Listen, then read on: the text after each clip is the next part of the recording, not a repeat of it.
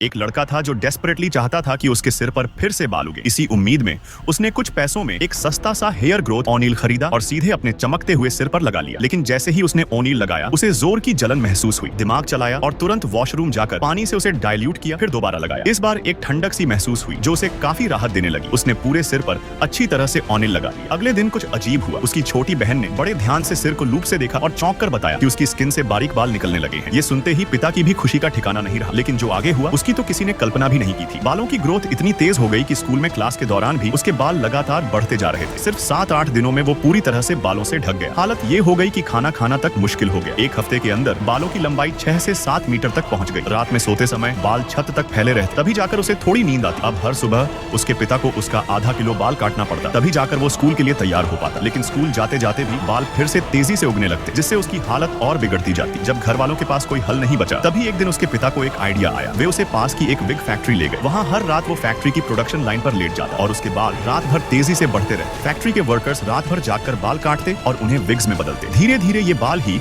उनके घर की कमाई का जरिया बन गए। फैमिली ने विग्स के बिजनेस से इतना कमा लिया कि उनकी किस्मत ही बदल गई। अब वो एक शानदार और आरामदायक जिंदगी जी रहे थे।